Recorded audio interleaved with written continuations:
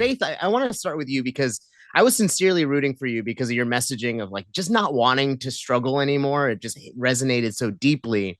But I wanted to know just like what about this journey ended up surprising you the most, given it's like it's just like a weird situation to be in.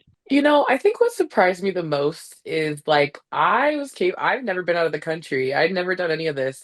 And this opportunity came to me. It just kind of hit me in the face. And I just went, you know what?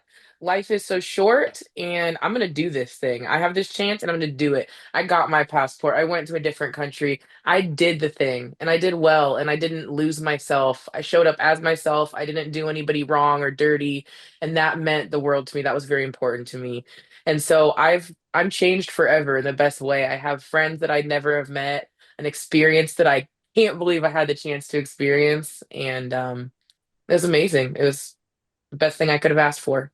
I'm not gonna lie, I kind of got dragged into this from my dad. It was all his idea. And I'm pretty adventurous, so I'm always down for anything. And when he suggested, applying for the show and going through this experience, I was like, why not? Like, If you don't try, you'll never know, right? So I kind of feel like if something is calling you or it's speaking to you, you'll find yourself debating it. Throw your hand into it and go and give it your best shot and do it. And that's really kind of what I did.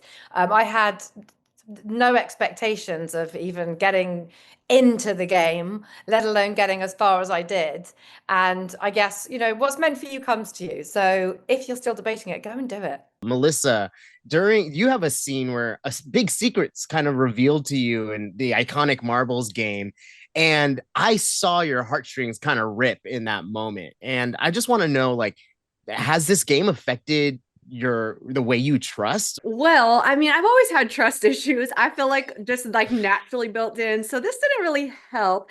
But I don't think the game is going to affect me real life. I think the only thing that the game will affect my real life is like, damn, that was the experience of a lifetime. And I hope I get to do more like that, honestly, because yes, you're seeing some real emotions. Yes, you're seeing what we're going through, but our emotional state is so heightened and we are tested so much while we are there, even more to a degree that you just have no idea by watching it on a screen.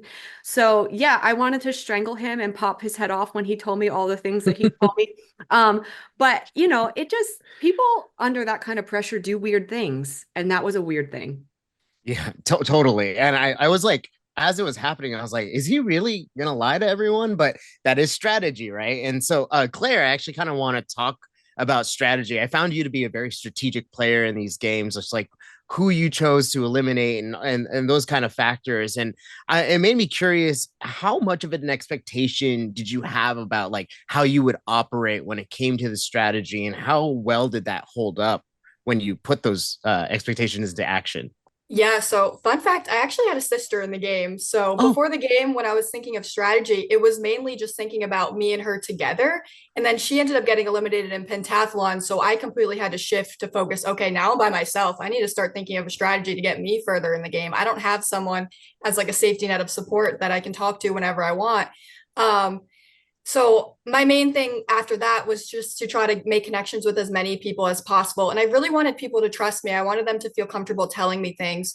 But with that, the caveat is you really start getting genuinely close to people. And I started learning things about people I never thought I would learn about them. You wouldn't really tell a stranger some things, but when you're in there and you don't have your phone, you don't have the TV as a distraction, you kind of open up to people way quicker than you would in the real world. So that was hard for me, just kind of balancing, my strategy of only thinking about myself and the emotional aspect of, now I have people that I've become close with. so many people worry about those built-in alliances, like whether you're related or like some best friends or whatever, but it does put like a target on your back. And Zoe, that's something earlier in the season that you were very aware of, being like, dad, stay over there. Yeah. So like, how did watching maybe Squid Game season one of the challenge or the series itself kind of prepare you for those like strategic moments? Yeah, I think like watching Leanne and Trey, like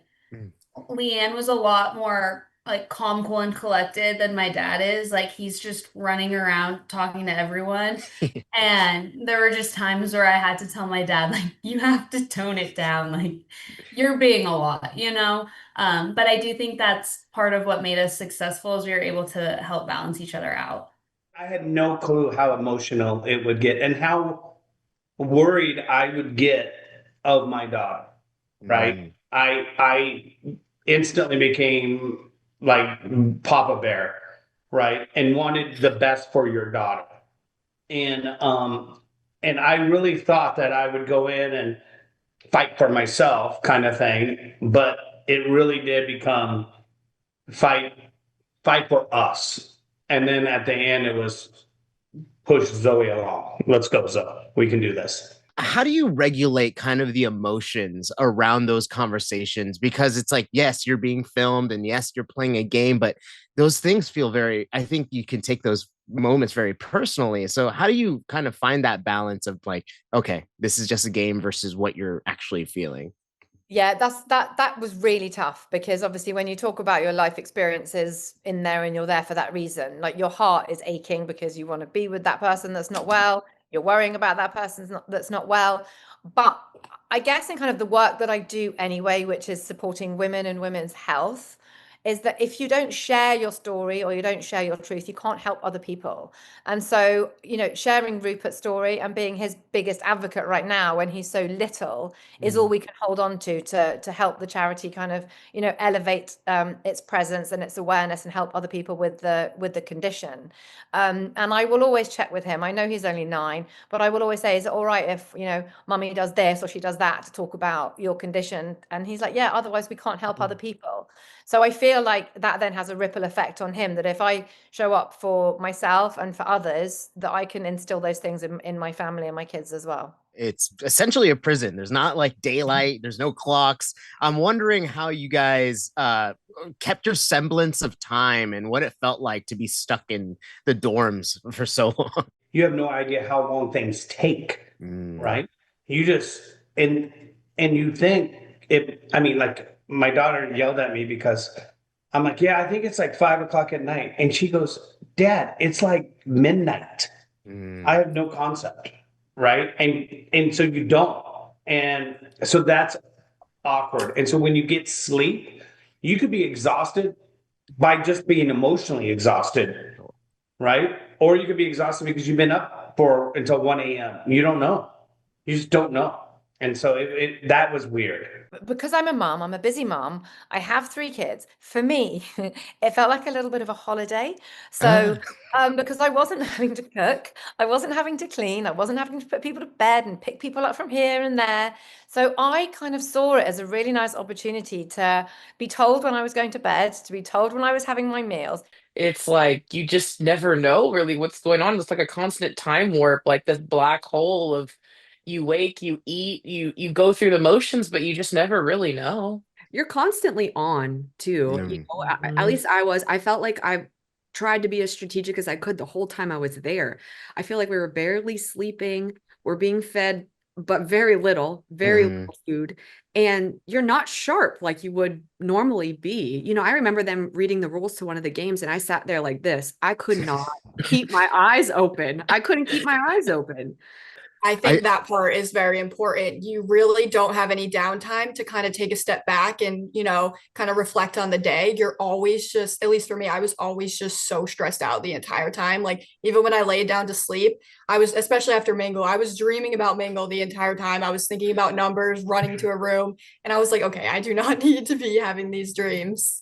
I just want to say that if I'm ever blessed with a daughter myself, I hope I have this kind of like friendship that you guys cultivated. It was really, really sweet to watch. But that being said, my last question to you both is, if you were given the chance to return to Squid Game, the challenge, yes or no, would you come back? Yes. Oh, of course. Yeah. Would never turn down the opportunity to fight for that much money. Oh yeah, hell yeah. Two thumbs up. Yes, for Billion sure. %.